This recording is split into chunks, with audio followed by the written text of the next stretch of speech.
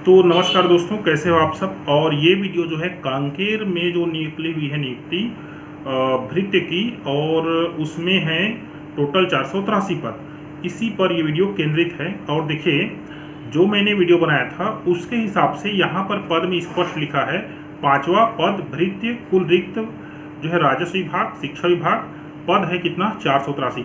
यहाँ पर कहीं पर भी ये चीज़ अलग नहीं किया गया है कि राजस्व विभाग में इतना है और इतना में, भले ही नीचे में दिया हुआ है, लेकिन ऊपर में जो 5वां जो श्रेणी है पद का, उसमें ये नहीं दिया गया है। तो जो मैं समझता हूँ उसके हिसाब से यहाँ पर जो है ना 483 पद है, उसका टोटल का एक तो क्या निकाला जाएगा, मेरिट निकाला जाएगा, और उसके हिसाब से जो है जो मैं बोला वो सही है।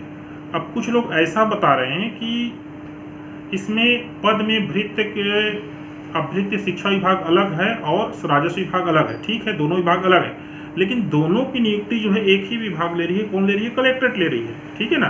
तो दोनों का जो मेरिट लिस्ट बनेगा एक समान बनेगा मेरे हिसाब से। लेकिन उनके हिसाब से अगर सोचें तो ये होगा कि राजस्व विभाग का जो 11 पद है उसका अलग मेरिट लिस्ट बनेगा, और शिक्षा विभाग का अलग मेरिट लिस्ट जो है 472 बनेगा।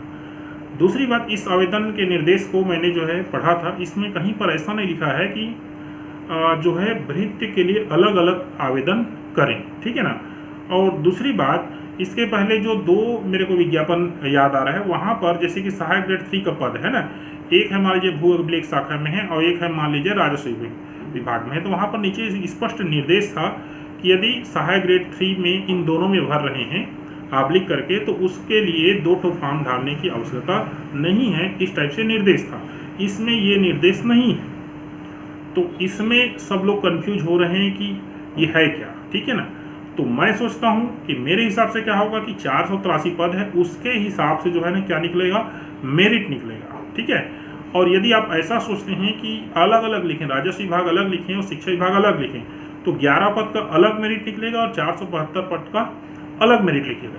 लेकिन ऐसे कंडीशन में होना ये चाहिए था, जिसे 5वां नंबर में आबलिक दिया ना, तो एक नंबर और बढ़ता मेरे हिसाब से। ये दोनों को अलग अलग डिवाइड करना था कि ये राजस्व विभाग का है, ये शिक्षा विभाग का है। ठीक है।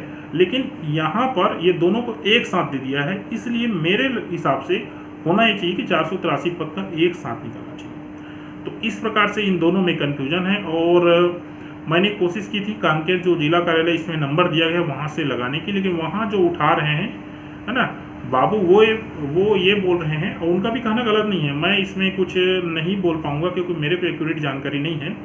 जो सिलेक्शन कमेटी है ना, जो समिति है जिसमें वो कलेक्टर वगैरह हैं, वे लोग इसके बारे में बता पाएंगे, लेकिन उनसे संपर्क कैसे हो पाएगा, तो ये पॉसिबल नहीं है।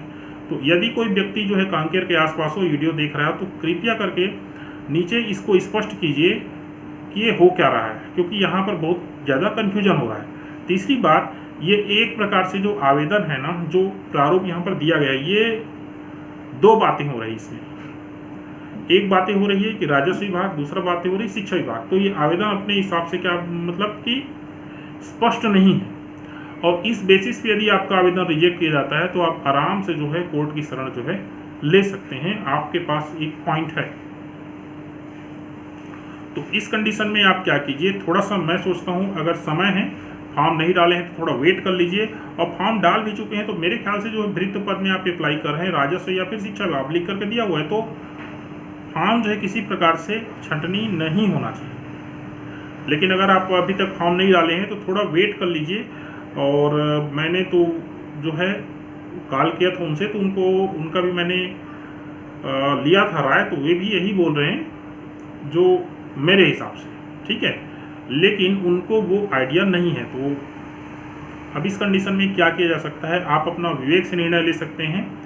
और नहीं तो अगर कांकेर के आसपास है तो वहाँ समिति से कोई संबंधित व्यक्ति होगा जो अच्छा जानकार, लेकिन प्रश्न ये है कि ये जानकारी वाली बात है, तो अगर उसका जानकारी गलत होता है तो आप उसको बोलोगे, तो इसलिए वो उस चीज़ को नहीं बता पाएगा, या जानेगा तो भी नहीं बता पाएगा, या जानेगा तो भी नहीं बता पाएगा, या बताना नहीं चाहेगा, कहना चाहिए। तो इस तरह से ये कन्फ्यूजन है। और इस कन्फ्यूजन में ऐसा है कि फॉर्म आप भरना छोड़ देंगे तो भी तो मुश्किल हो जाएगा। तो आप फॉर्म जरूर भरिए। और अगर आपको लगता है कि मैंने जो है फॉर्म जो है मिस कर दिया या गलत भर दिया, तो आप दूसरा फॉर्म भी सबमिट कर सकते हैं, लेकिन ये सब आपके विवेक पर निर्भर है, आप क्या निर्णय लेते हैं। आप और विद्वान जने हैं, उन जनों हैं, उनका जो है आप सलाह लीजिए और उसके बाद जो है फॉर्म सबमिट कीजिए। और दूसरी बात, ऐसे किसी भी, मैं तो कहता हूँ कि जितने भी वीडियो हैं सभी में, कि एक जने का जो राय लेकर फॉर्म मत डालिए, कम से कम 2-3 वीडियो देखिए, 3-4 लोगों से सलाह लीजिए, उसके बाद ही आप जो है आप अपना फॉर्म जो है वो सबमिट कीजिए।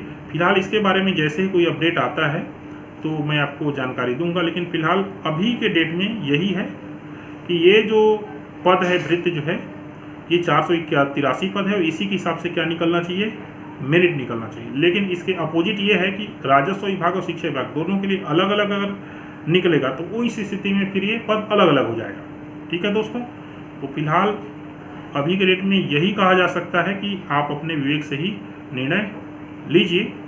Thank you.